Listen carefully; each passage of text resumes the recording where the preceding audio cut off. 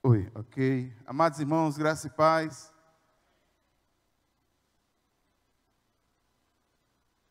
Amém.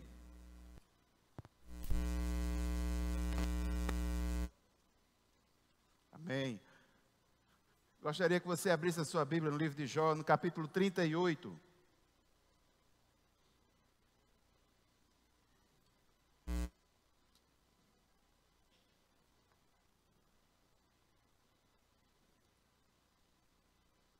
Jó 38. O discurso de Yahvé.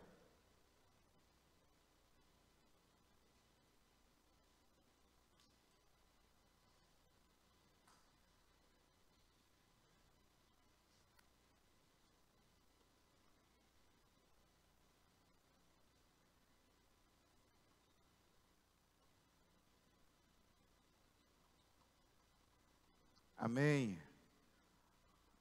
Irmãos, o passador dos slides não está aqui não. Ok. Obrigado. Amém. O discurso de Yahvé. Irmãos, depois de tudo aquilo que a gente viu até agora, no livro de Jó, me alegra muito o fato de estarmos caminhando para o final. Nós já vimos discursos de Elifaz. Elifaz fez o que fez, porque não sabia o que Deus fazia. Quando a gente pensava que a maldade não ia acrescentar, vinha Bildade com toda a maldade. E quando a gente pensava que não ia piorar, vinha Zofar. Logo após esse circuito de discursos dos chamados 3 amigos de Jó, entrou o mais jovem, Eliú, e dos capítulos 32 a 37, Eliú fez uma excelente introdução para o discurso de Deus, a teofania. Teofania é um fenômeno bíblico-teológico que está diretamente ligado ao aparecimento de Deus. E aqui a gente vai ver o discurso de Deus dividido em 2 partes. Hoje nós vamos ver o primeiro momento do discurso de Yahvé. São 2 discursos, no capítulo 38, versículo 1, até o capítulo 40, do versículo 2. O primeiro discurso, aí Jó responde diretamente a Deus. Aí no capítulo 40, do versículo 6, até o capítulo 41, do versículo 34, o segundo discurso. E no capítulo 42, a gente vê Jó respondendo mais uma vez. As respostas que Jó vai dar a Deus são respostas muito breves, inclusive porque o que Deus vai colocar para Jó é algo, no mínimo, inusitado, imensurável e fantástico. Gostaria que você baixasse sua cabeça por um instante, para que nós pudéssemos orar. Pai eterno e santo, Deus poderoso, eu quero colocar nas tuas mãos, Senhor, as nossas mentes, nossos corações, e clamo, Deus, pela presença do teu Santo Espírito, no sentido de que esse texto seja iluminado em nossa alma. Pai eterno, Deus poderoso, eu quero clamar, Senhor, por cada filho teu aqui neste lugar, sobretudo pelos seus lares, que o Senhor traga em proteção a vida e a família de cada filho teu aqui. Pai, muito obrigado por esse momento, eu oro no nome de Jesus. Amém.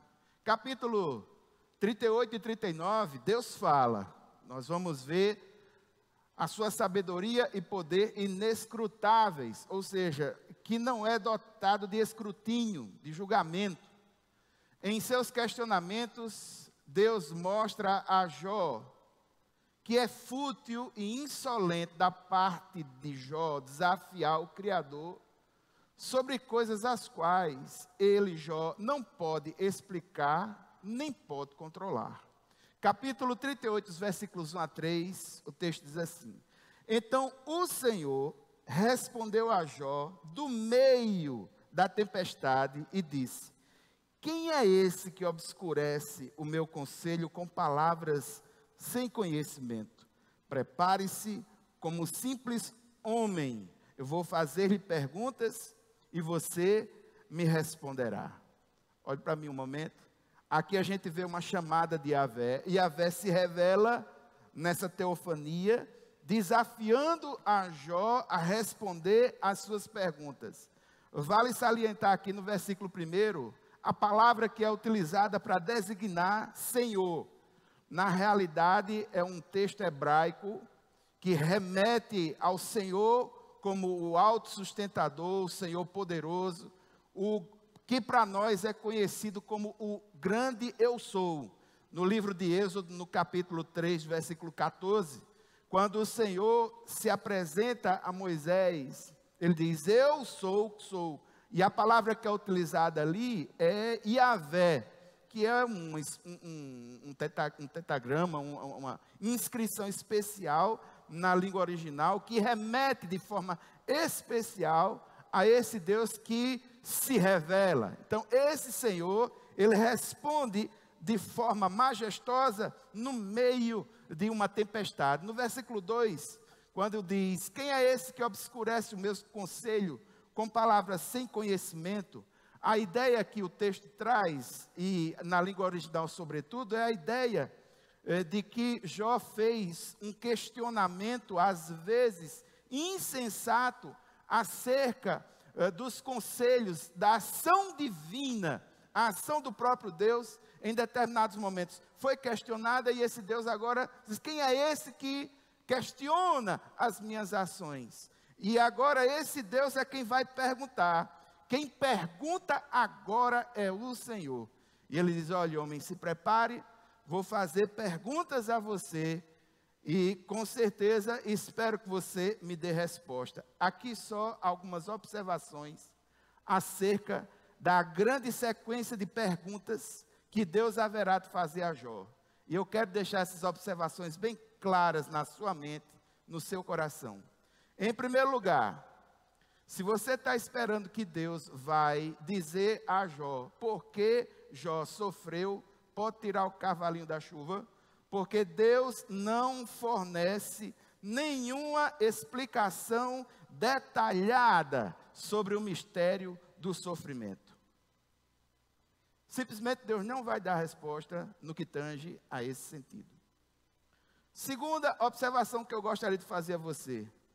Você vai ver através de perguntas retóricas, são perguntas com o objetivo de fazer com que a glória, a majestade e o poder de Deus sejam realçadas, e a grande diferença entre esse Deus que questiona e esse homem que questionou outrora, grande diferença, um grande ato qualitativo entre um e outro é estabelecido aí. Deus mostra sua majestade, sua glória, sua sabedoria e seu poder. E nesse questionamento você vê essa grande diferença entre Deus e o homem. Terceira coisa que eu gostaria de salientar a você: Jó não vai receber da parte de Deus nenhuma acusação formal. Deus não vai dar a Jó nenhum veredito de inocência.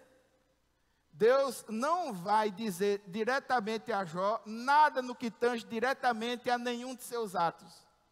Apenas vai questionar seu posicionamento.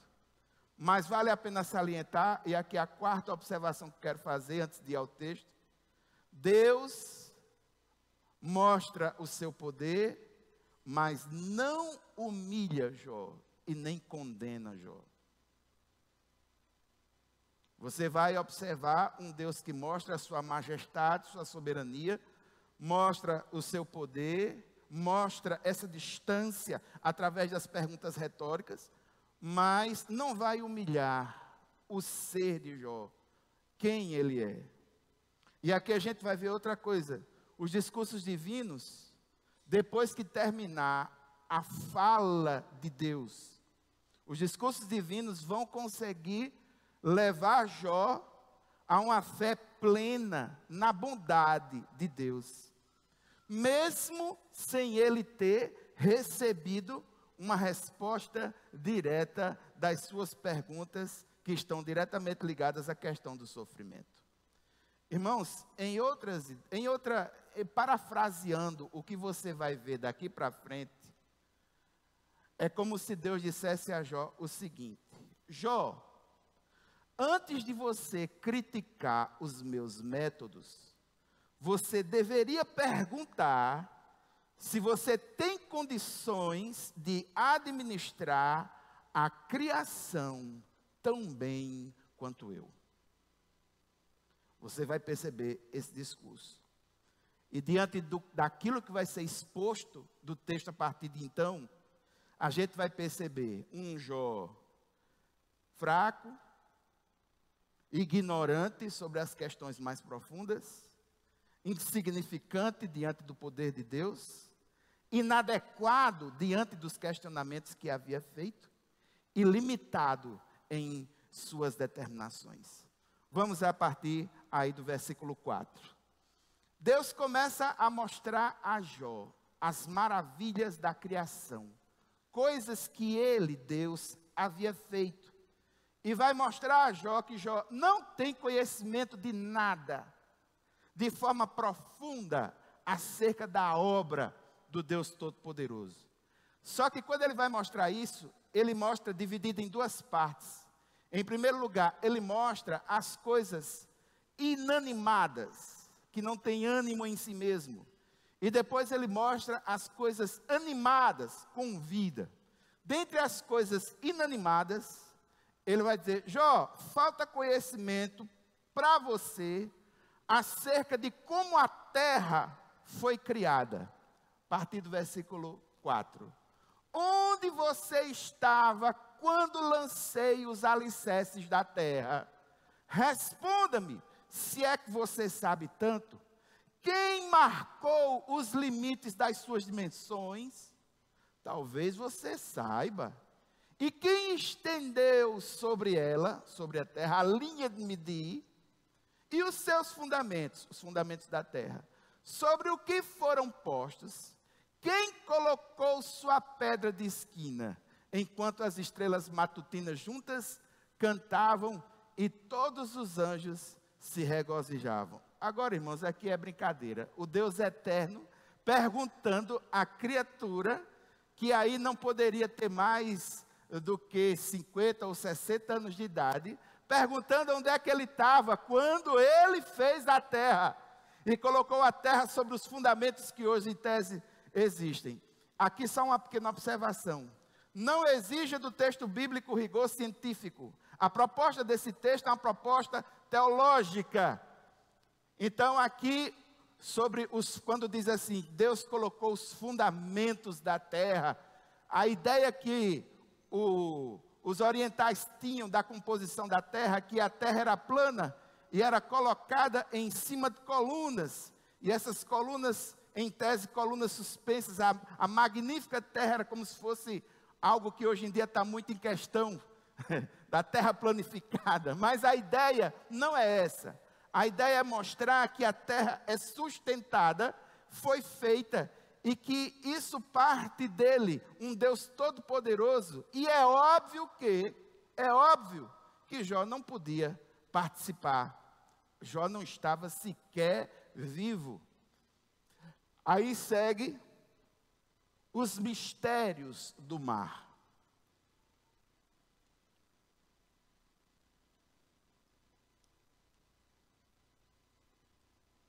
Apagou-se. Chegou. Os mistérios do mar. Quem represou o mar, pondo-lhe portas, quando ele rompeu do ventre materno? Quando o vesti de nuvens, em densas trevas o envolvi, quando fixei os seus limites e coloquei portas e barreiras, quando eu lhe disse, até aqui, mar, você pode vir.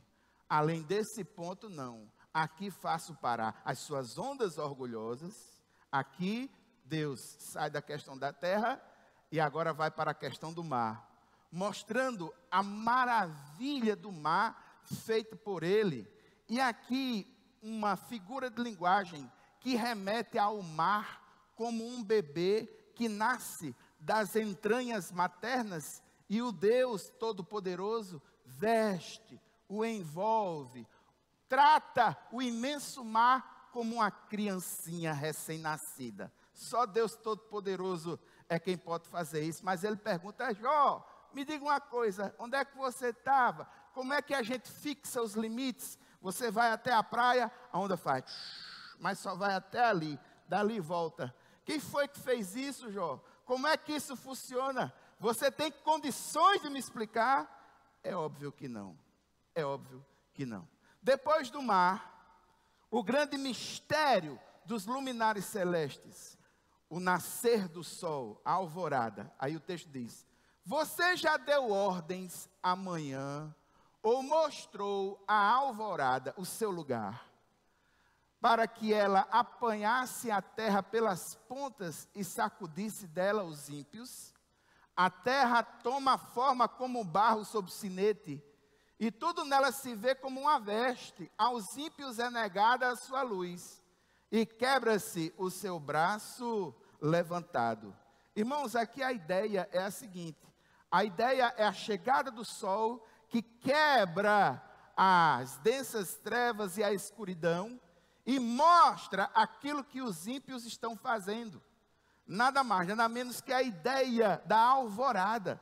E ele está perguntando: me diga uma coisa, Jó, você tem condições de dizer aos luminares celestes: amanheça, e essa manhã, esse alvorecer, realmente chegar com o seu poder? É claro que não. Quem de nós tem condição de fazer isso? Ninguém. Só o próprio Deus é quem tem condições. Segue o texto, versículos 16 a 18. Você já foi até as nascentes do mar, onde já passeou pelas obscuras profundezas do abismo? As portas da morte lhe foram mostradas? Você viu as portas das densas trevas?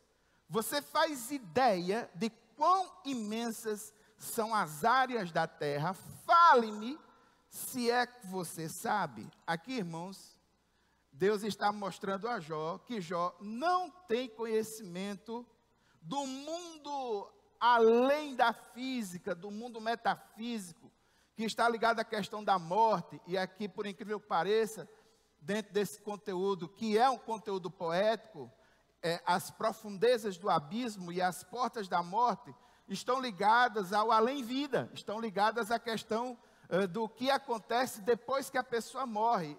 Então Deus está dizendo a Jó: Jó, você tem conhecimento verdadeiro dessas portas da morte? Como é que essa coisa funciona? Você faz ideia da terra nesse sentido? Fale se você sabe. É claro, irmãos, que aquilo que excede esse conhecimento daquilo que é empírico, daquilo que a gente consegue ver, só Deus é quem tem conhecimento profundo e pleno. Segue o texto. Versículos 19 até 24. Como se vai ao lugar onde mora a luz e onde está a residência das trevas? Você pode conduzi-las ao lugar que lhes pertence. Você conhece o caminho da habitação delas? Talvez conheça, pois você já tinha nascido. Olhe para mim um instantinho. Uma ironia de Deus para Jó. Por quê? Porque Deus é eterno, conhece tudo. E quando as trevas, as luzes, todas essas questões aconteceram, Jó não tinha sequer nuance de existência. Aí Deus ironiza Jó, dizendo: é claro que você sabia, é bem fácil você ter sido nascido nessa época que eu criei tudo isso. Então ele faz uma ironia, não é a única, ele vai ironizar depois também. A partir do versículo 22, a questão da chuva. Acaso você entrou nos reservatórios de neve? Já viu os depósitos de Saraiva, que eu guardo para os períodos de tribulação, para os dias de guerra e de combate? Qual é o caminho por onde se repartem os relâmpagos? Onde é que os ventos orientais são distribuídos sobre a terra? Quem é que abre um canal para a chuva torrencial e um caminho para a tempestade trovejante, para fazer chover na terra em que não vive nenhum homem, no deserto onde não há ninguém, para matar a sede do deserto árido e nele fazer brotar vegetação? Acaso a chuva tem pai, Jó? Quem é o pai das gotas de orvalho? De que ventre materno vem o gelo? E quem dá a luz à geada que cai dos céus, quando as águas se tornam duras como pedras e as superfícies do abismo se congelam? Então, aqui Deus começa a mostrar para Jó que Jó não tem domínio, nem tem conhecimento sobre os fenômenos da natureza. E não só a questão dos fenômenos da natureza, e aqui eu gostaria de que você desse um pulo, porque nesse caso aí, quando ele fala sobre a chuva, ele fala do versículo 19 a 30, dá um pulo, aí fala do versículo 34 a 38. Você é capaz de levantar a voz até as nuvens e cobrir-se com uma inundação? É você quem envia os relâmpagos e eles lhe dizem, aqui estamos? Quem foi que deu sabedoria ao coração e entendimento à mente? Quem é que tem sabedoria para avaliar as nuvens? Quem é capaz de despejar os cântaros de água dos céus, quando o pó se endurece e os torrões da terra aderem uns aos outros? Mais uma vez, utilizando a figura da chuva, Deus começa a jogar na cara de Jó. Jó, faça chover aí que eu quero ver. Bota uns relâmpagozinhos ali que eu quero ver. Você é tão inteligente, tem tanto poder, tem tanto conhecimento. Faça o que eu faço, Jó. Bota os relâmpagozinhos ali, faça a chuva surgir com tempestades, com granizo. Faça acontecer como eu faço, Jó. Claro que não há possibilidade. Retorna um pouquinho aí para os versículos 31 a 33. Deus fala sobre as constelações, as estrelas. Você pode amarrar as lindas Pleiades, você pode afrouxar as cordas do Órion, você pode fazer surgir no tempo certo as constelações, ou fazer sair a ursa com seus filhotes. Você conhece as leis dos céus, você pode determinar o domínio de Deus sobre a terra.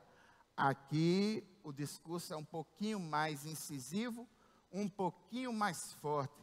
Deus mostra que Jó não tem domínio dos luminares, das estrelas, das constelações, e questiona também sobre a questão das leis de Deus. Por quê? Porque muitos navegadores utilizam as estrelas como referenciais e entendem que existem algumas leis que podem se basear através dela para a direção. Aí Deus questiona, sabendo disso, inclusive foi ele que fez isso desse jeito. Aí ele diz, olha, você conhece essas leis dos céus, você conhece todas elas, você pode determinar o domínio, o meu domínio sobre toda a terra? É claro que não. Só Deus é quem pode fazer isso. Segue o texto. Versículos 39 a 41. Agora que ele terminou de mostrar os seres inanimados, agora Deus começa a mostrar os seres animados, seres vivos. E através dos seres vivos, Deus começa a mostrar quão grande é o seu poder, quão grande é a sua providência. Veja só, versículo 39. Jó, é você que caça a presa para a leoa e satisfaz a fome dos leões, quando se agacham em suas tocas ou ficam à espreita no matagal? É você? É você quem dá alimento aos corvos, quando os seus filhotes clamam a Deus e vagueiam por falta de comida? É claro que não. Aqui eu botei um macaquinho só para você se alegrar. Mas não há controle. Tudo aquilo que Deus fez, Ele fez e mantém pela força do seu poder. A partir do capítulo 39, as cabras. Jó, você sabe quando é que as cabras monteses dão luz? Você está atento quando a corça tem o seu filhote? Acaso você conta os meses até elas darem à luz? Sabe em que época elas têm as suas crias? Elas se agacham, dão à luz os seus filhotes e as suas dores se vão. Seus filhotes crescem nos campos e ficam fortes. Partem e não voltam mais. Deus fala sobre a dinâmica da vida nas cabras montesas e num animal chamado corça, que em tese é um animal que se parece um pouco com, aqui no Brasil, os veados, né? Está aí uma coça. Aí depois da coça, Deus fala sobre o jumento selvagem. Olha só. Jó, quem foi que pôs em liberdade o jumento selvagem? Quem soltou suas cordas? Eu lhe dei o deserto como lar, o leito seco de lagos salgados como morada. O jumento, ele se ri da agitação da cidade. Não ouve os gritos do tropeiro. Por quê? Porque ele está livre. Vagueia pelas colinas em busca de pasto e vai em busca daquilo que é verde. Através desse imagético, dessa figura de linguagem, a gente vê, dessa figura poética, a gente vê Deus mostrando a liberdade do jumento selvagem, um jumento que vive, que não depende das demandas da cidade, e que no mato ele acha o seu sustento, ele come, o que tiver verde lá, ele vai lá, e como os bodes daqui do sertão, ele vai lá e come. Vamos adiante. Será que o boi selvagem consentirá em servir você e em passar a noite ao lado dos coxos do seu curral? Irmãos, é óbvio que um boi selvagem, um boi não domesticado, não irá fazer isso. Isso é uma pergunta retórica. Versículo 10. Poderá você, Jó, prender esse boi com arreio na vala? Irá esse boi atrás de você, arando os vales? Você vai confiar nele por causa da sua grande força? Você vai deixar a cargo dele o trabalho pesado que você tem que fazer? Poderá você estar certo de que ele recolherá o seu trigo e o ajuntará na sua eira? Olha, se nem de um boi selvagem você tem controle, Jó, você está me questionando. Um boi selvagem, você não tem como colocar arado nele, você não tem como controlar ele, você não tem como ajudar ele a recolher o trigo para você. Então, como é que você me questiona? Será que esse boi selvagem, ele estaria pelo menos atento àquilo que você teria de dizer para ele, ou fazer por ele? Só uma pequena observação. Algumas Bíblias mais antigas, ao invés de boi selvagem, é possível que nesse texto tenha a palavra unicórnio. É possível. Por quê?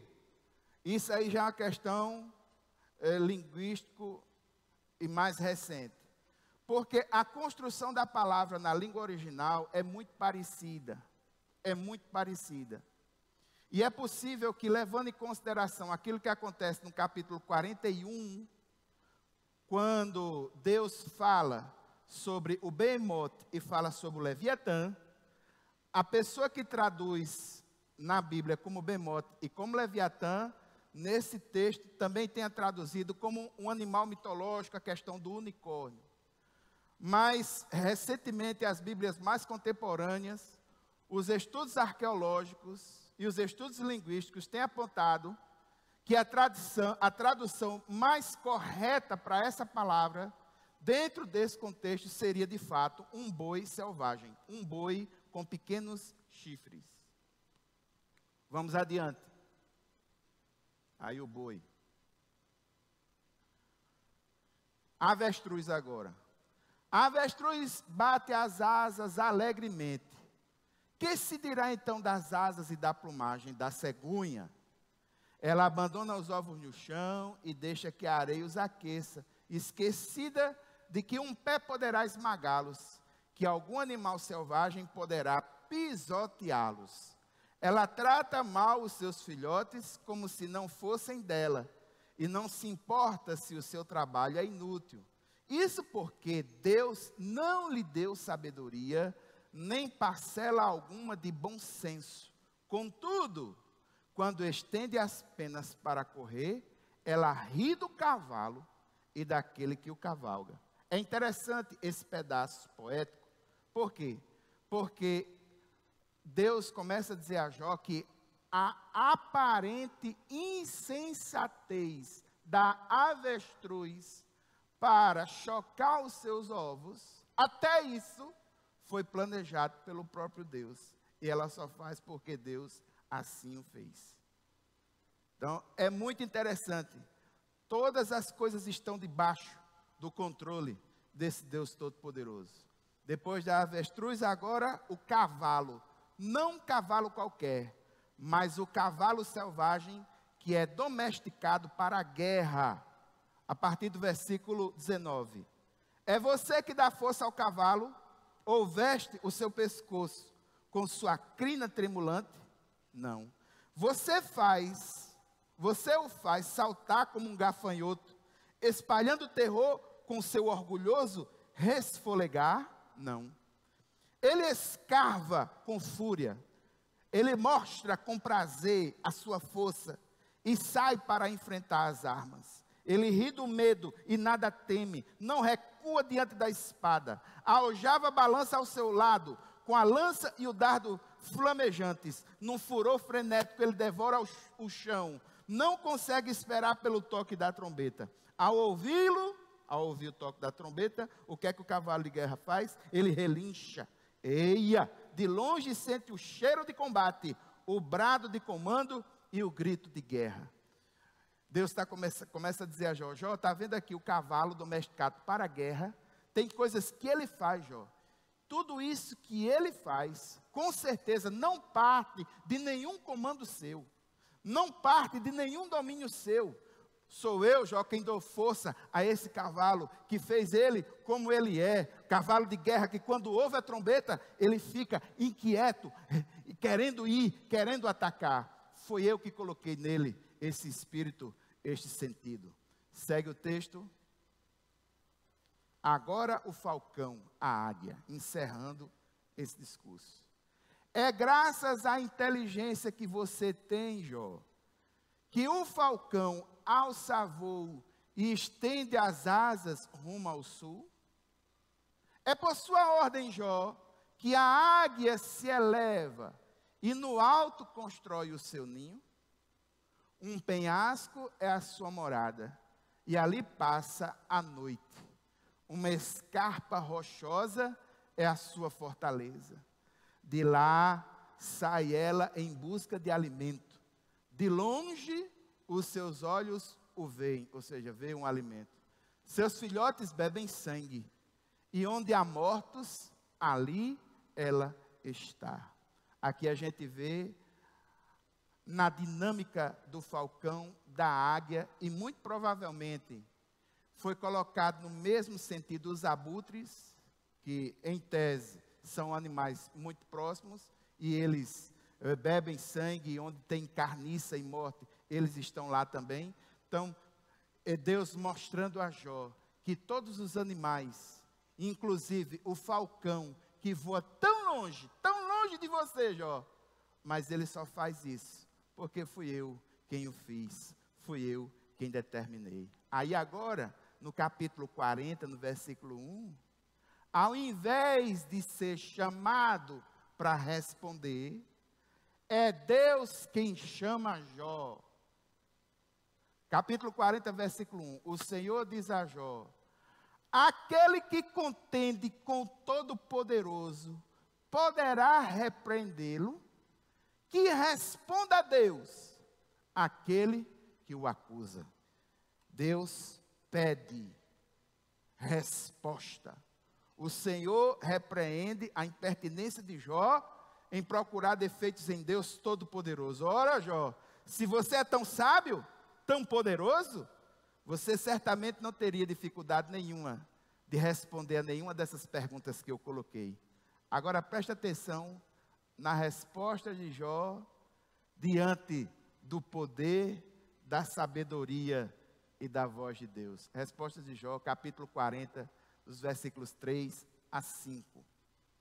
Então Jó respondeu ao Senhor, sou indigno, como posso responder-te? Ponho a mão sobre a minha boca, falei uma vez, mas não tenho resposta. Sim, 2 vezes, mas não direi mais nada. Ou batida de pino bonita. Irmãos, eu estava vendo esse texto aqui, eu me lembrei, só para quebrar um pouquinho, até porque foi bem extenso. Eu me lembrei uma história que um colega meu me contou. Um rapaz entrou na casa de um amigo, aí na sala principal, assim, tinha um quadro grande, com uma senhora bem feia nesse quadro. Aí, quando ele bateu os olhos no quadro, dentro da casa do amigo, ele disse, meu Deus do céu, que coisa feia. Aí o amigo disse, é minha mãe. Ele disse, a moldura que não está combinando com a beleza da sua mãe. Aqui a gente vê, depois de uma sequência de perguntas, depois de uma sequência de argumentos, aquele Jó que se mostrava tão impetuoso, aquele Jó que no capítulo 31, no versículo 37, tinha dito que iria argumentar com Deus como um príncipe, agora, devidamente humilhado, ele se cala. E ele diz, eu não tenho vontade nem de falar mais. Porque ele não tem como argumentar. Não existe possibilidade de argumentar com esse Deus Todo-Poderoso. Deus mostra a Jó aquilo que eu falei logo no início. Antes de criticar os meus métodos, Jó, você deveria se perguntar se você tem condições de administrar a criação tão bem quanto eu administro. Então, nessa sequência de perguntas, Deus mostra aquele Jó que estava com vontade de combater. Agora, esse Jó que tinha vontade de combater, o combatente se transformou no mais humilde adorador. E diante do poder de Deus, ele bota a mão na boca e diz, meu Senhor, sou indigno. Como é que eu posso te responder? Eu vou ficar caladinho. Irmãos, eu gostaria de ressaltar nessa noite, diante dessas questões que nós vimos, nos capítulos 38, 39, um pedacinho do 40 de Jó, no primeiro discurso de Deus a Jó, gostaria de ressaltar duas questões fundamentais. Em primeiro lugar, uma questão doutrinária. Nós estamos diante da maravilhosa e complexa doutrina da providência divina. Aqui eu quero lembrar aos irmãos que, em tese, aqueles que entendem que existe um ser superior, que fez tudo, que fez todas as coisas, está dividida em duas palavras, uma é deísta e a outra é teísta. O deísmo é aquele que acredita num Deus, mas não acredita que, em tese, esse Deus ainda mantenha relações com as coisas que ele criou. Deus está lá, as coisas criadas estão aqui. É como se Deus tivesse feito tudo, botou corda, soltou, deixou para lá e não ligasse mais com a ordem criada. Neste sentido, nós cristãos não concordamos com essa doutrina. Nós somos teístas, teístas com T, teístas. Só que o teísmo, ele se divide em dois grandes rumos. Você tem o chamado teísmo natural, que é aquela ideia de provar a existência desse Deus através de mecanismos naturais de conhecimento humano. E você tem o chamado teísmo bíblico, que é aquela ideia daquele que entende que Deus é Deus através daquilo que é revelado na Bíblia. Aquele que entende que Deus é Deus através da revelação, a revelação divina. Então, irmãos, nós somos teístas. Nós entendemos que Deus criou os céus, criou a terra, criou o mar, tudo que neles há. Gênesis capítulo 3, versículos 1 e 2. No princípio criou Deus os céus e a terra era sem forma e vazia. Havia trevas sobre a face do abismo. Disse Deus, haja luz, e houve luz. A temática do texto lá em Gênesis, no capítulo 1, quando diz a terra era sem forma e vazia, mostra toda a dinâmica da criação. Aquilo que não tem forma, Deus dá a forma. E aquilo que está vazio, Deus preenche. Nosso Deus é um Deus todo-poderoso, não é como um padeiro que pega ovo, que pega pão, que pega ovo, que pega farinha, que pega água, que mistura tudinho e faz um pão. Um padeiro, ele transforma as coisas. Nosso Deus não, Ele é poderoso. No poder da palavra, Ele cria, traz a existência sem ter nada nas suas mãos. E essa criação, quando Ele traz a existência sem ter nada nas suas mãos, aquilo que não tem forma, Ele deu a forma. Não havia forma na terra, Ele fez a forma da terra. O ar, não havia atmosfera, Ele foi criando todas as dimensões, dando forma. E depois que Ele deu a forma, Ele encheu, colocou conteúdo, forma e conteúdo. Aquilo que não tinha forma, Deus deu a forma. Aquilo que não tinha conteúdo, Deus encheu. O texto bíblico no livro de Gênesis se remete única e exclusivamente a isso. O nosso Deus é um Deus que tem poder para criar, partindo do nada, sem ter elemento em suas mãos. Ele é Deus Todo-Poderoso, Ele criou, Ele fez sem nada em suas mãos. E quando Ele fez, aquilo que não tinha forma, Ele deu forma. Aquilo que estava vazio, Ele encheu. Irmãos, essa é uma das grandes vitórias da fé. Por quê? Porque esse Deus que lá no passado fez isso dessa forma, continua fazendo até hoje. Aquilo que não tem forma, Deus tem poder de dar a forma. E aquilo que está vazio, Deus tem condições de encher. Esse é o princípio, esse é o grande ensinamento que vem do livro de Gênesis. Deus é um Deus todo-poderoso.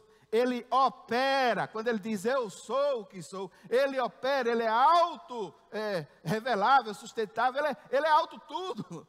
Não tem, Ele é eterno. E aqui a gente vê, irmãos, que esse Deus criou tudo, criou todas as coisas. Isso é uma doutrina séria do cristianismo, chamada doutrina da providência divina. O nosso Deus é um Deus que criou as coisas e que se importa com aquilo que Ele criou. Abra sua Bíblia aí, no livro de Hebreus, no capítulo 3. Aliás, Hebreus, no capítulo 1.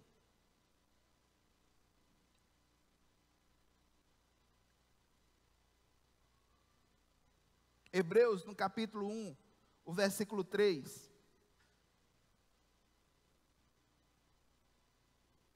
O texto diz: o Filho é o resplendor da glória de Deus e a expressão exata do seu ser, o Filho, Jesus. Jesus é Deus. O que é que Jesus faz? Sustentando todas as coisas por sua palavra poderosa.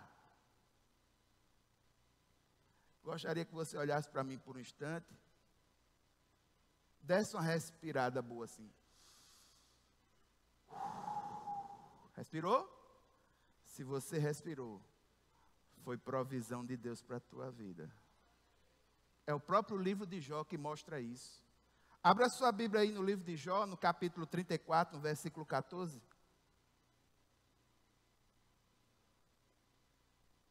Veja o raciocínio de Eliú acerca do poder da providência de Deus. No versículo 14, Eliú diz assim: se fosse intenção de Deus, e de fato Ele retirasse o seu espírito e o seu sopro, versículo 15, veja o que é que aconteceria com a humanidade.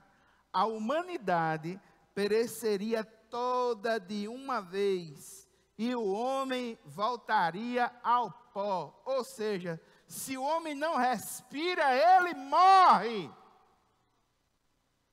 E quem dá condições, quem criou a atmosfera, esse ar, mantém, sustenta, é esse Deus Todo-Poderoso. Irmãos, quando nós levantamos pela manhã, tendo a grande possibilidade de respirar, é se lembrar do profeta quando ele diz porque as misericórdias do Senhor se renovam a cada manhã. O respirar é uma grande prova da providência de um Deus que cuida de nós. Irmãos, eu gostaria que você abrisse aí Colossenses capítulo 1, versículo 17. Colossenses no capítulo 1, versículo 17. Quando fala sobre Jesus, Jesus é Deus, lá o texto de 17 diz: Ele é antes de todas as coisas, e nele tudo subsiste.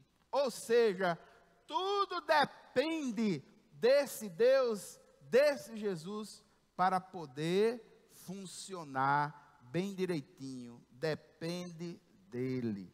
Deus está continuamente envolvido com todas as coisas criadas, de tal forma que Deus preserva, Deus coopera e Deus governa as coisas criadas de acordo com a sua vontade, de acordo com o seu propósito. Esse é o Deus que nós adoramos, um Deus que fez, que preserva, coopera, domina, governa e cuida de tudo aquilo que Ele fez. Veja Atos capítulo 17, versículo 28, para a gente encerrar essa sequência de versículos. Atos, no capítulo 17, no versículo 28. Esse é um texto digno da bolinha. Se você vê com a caneta, marque ele aí na sua Bíblia. O texto diz: Pois nele vivemos, nos movemos e existimos. Como disseram alguns dos poetas de vocês, também somos descendência dele. Veja só, em Deus vivemos, nos movemos e existimos. Esse é o Deus que nós cremos.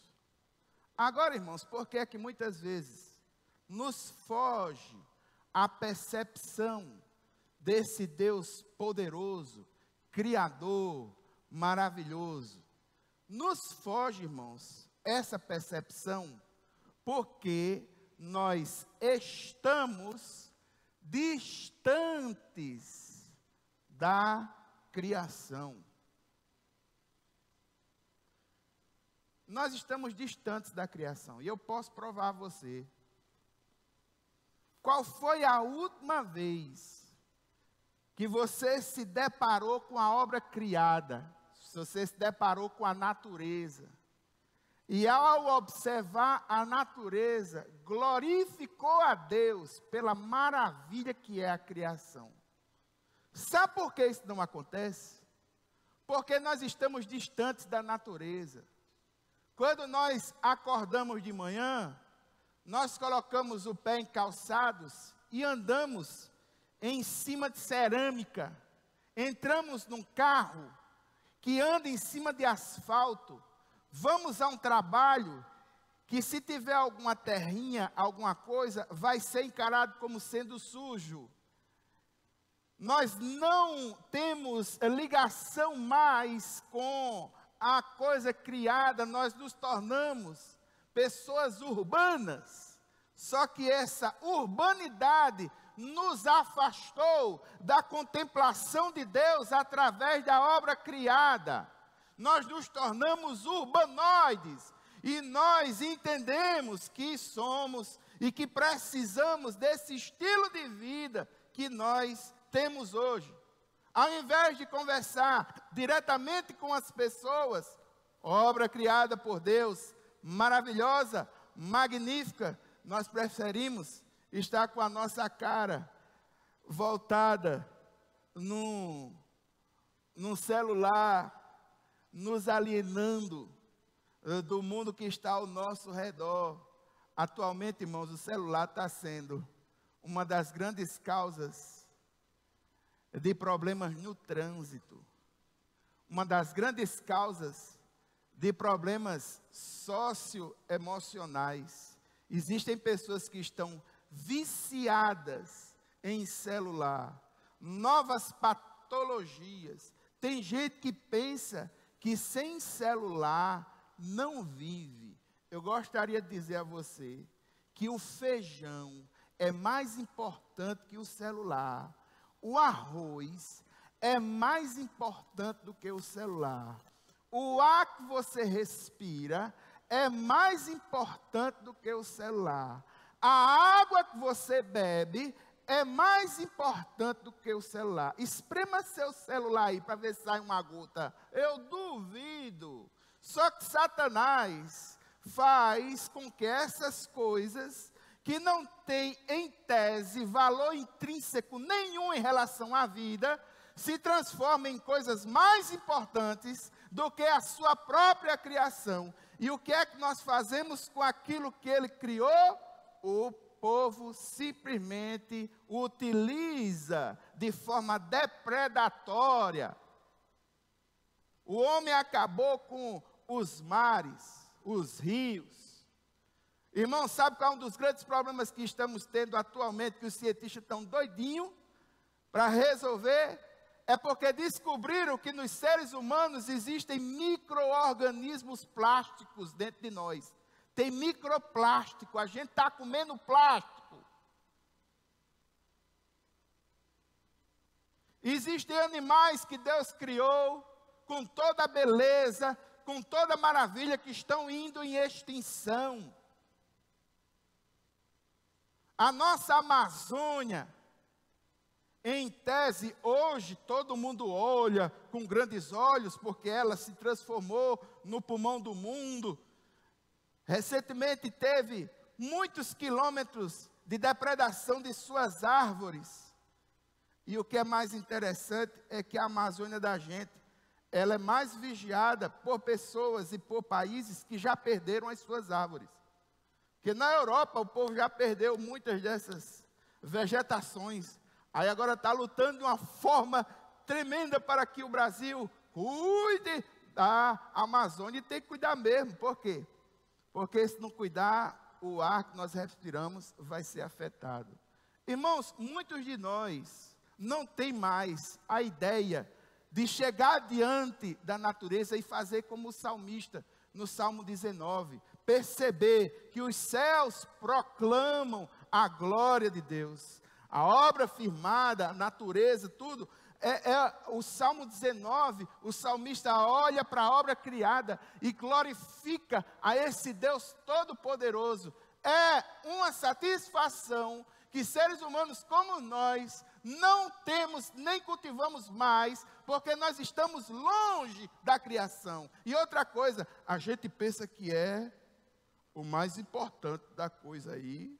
A gente deprecia, acaba com tudo, não está nem aí.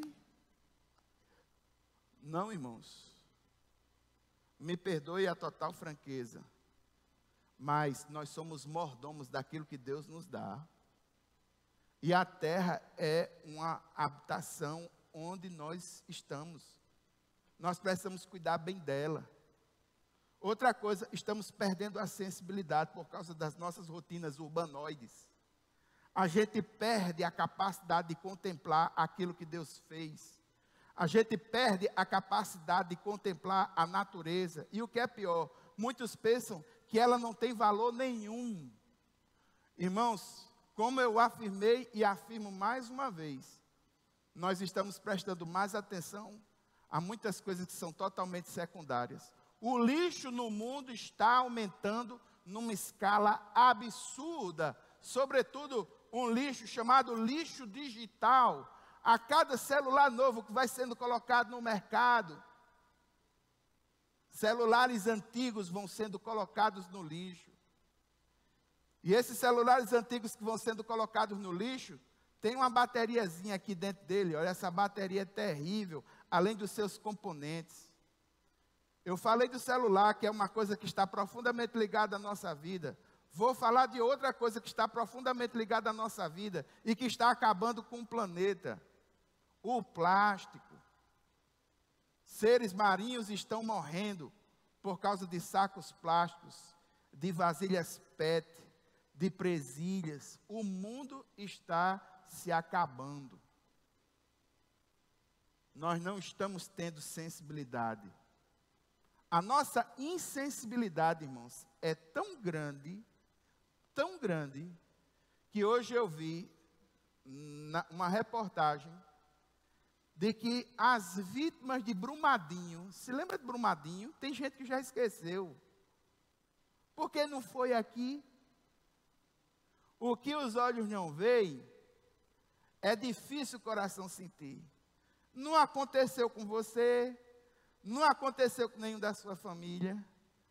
Você não viu o mar, os rios, que antigamente eram de água límpida, agora correm rejeitos, dejetos de mineração, estão mortos, você não conseguiu ver, você não dependia dele, você compra o peixe e aquilo que você quer aqui no mercado, você, né, com toda a comodidade. A gente não luta mais, nós somos urbanos. A gente não dá valor mais a esse tipo de coisa simples. Nós não damos valor mais à natureza. Pois sabe, irmãos, existem pessoas lá em Brumadinho que até agora não receberam um centavo de indenização e as suas famílias estão perecendo.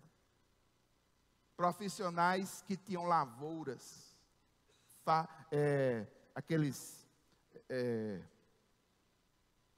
gente que tem fazenda, fazendeiros que tinham gado, que tinham lavoura, que tinham coisas plantadas.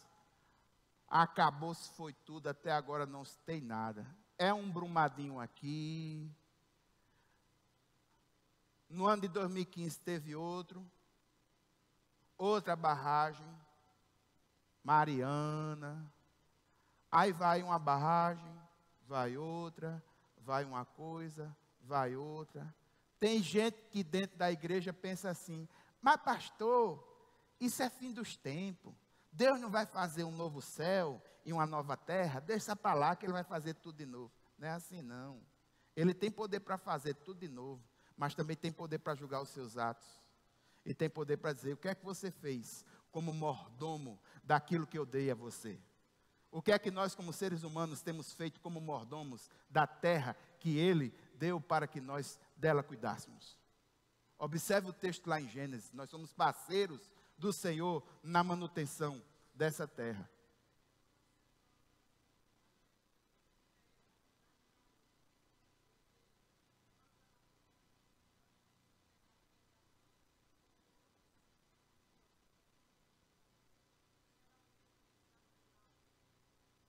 Olha, isso aí é um relato de irmã Ruth, ela trabalha na Enlu, ela está dizendo que toda semana a Enlu enterra tartarugas cheias de sacos plásticos dentro do intestino dela. As bichinhas sofrem, o mundo sofre. E aqui eu queria dizer uma coisa teológica para você. Você sabia que assim como você está esperando pela volta de Jesus, o mundo também está? Paulo vai dizer na carta aos Romanos que o mundo geme com dores de parto, esperando o momento em que esse Senhor Deus Todo-Poderoso haverá de se revelar pelo seu Filho. Irmãos, eu gostaria de interceder hoje.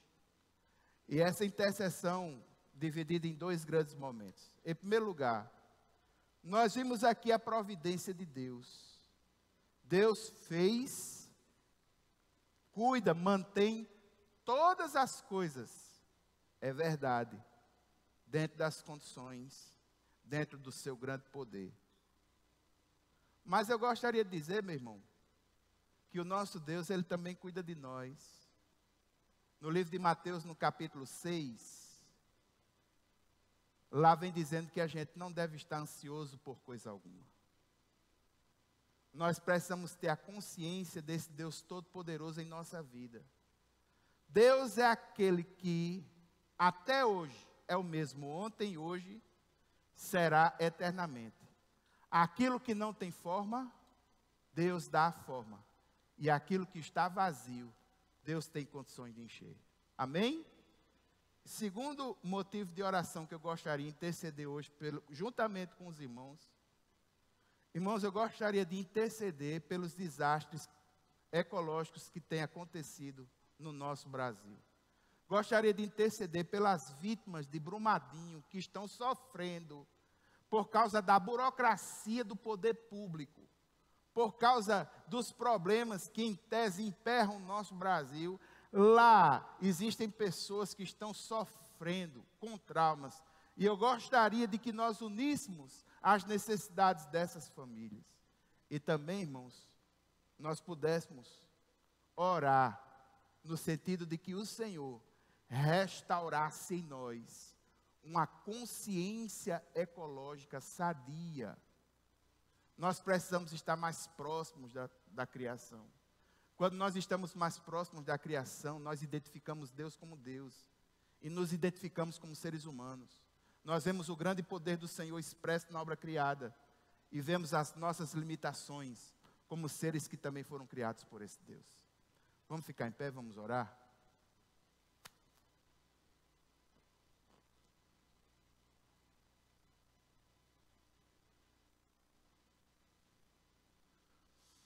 Pai eterno e santo, Deus poderoso, muito obrigado, Senhor, por essa noite.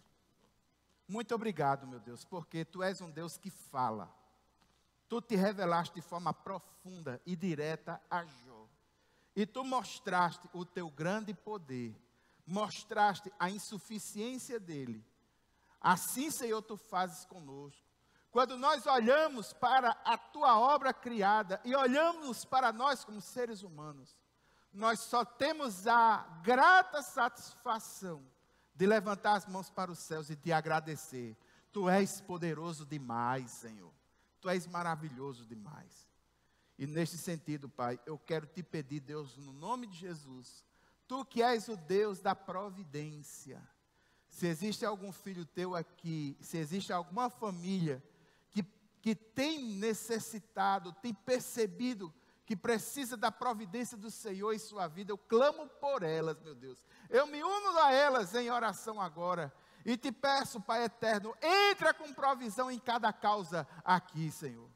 Tu que és o Deus Criador, que dá forma ao que não tem forma, e que preenche ao que está vazio, com o poder da palavra, não precisa de nada das mãos para modificar causa ou circunstância. Eu quero te clamar, Deus, no nome de Jesus, que o Senhor atue de forma poderosa em alguma necessidade aqui de algum filho teu.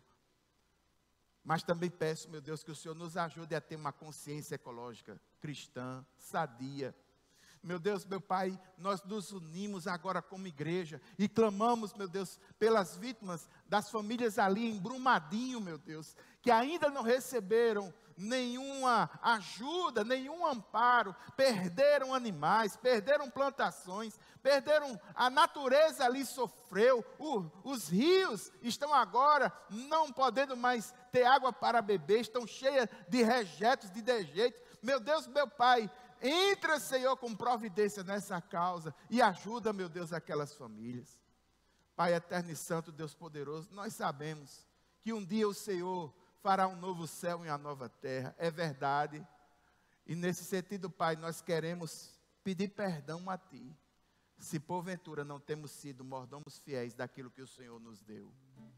Pai, em nome de Jesus, nos perdoa e nos restaura, Senhor, a alegria, a graça e, sobretudo, a capacidade de louvar a Ti, ó Deus, em virtude das coisas criadas. Meu Deus, meu Pai, muito obrigado. É assim que oramos no nome de Jesus. Amém. A graça do Senhor Jesus Cristo, o amor de Deus, a comunhão e as consolações do Espírito Santo seja sobre cada um de nós, hoje e sempre.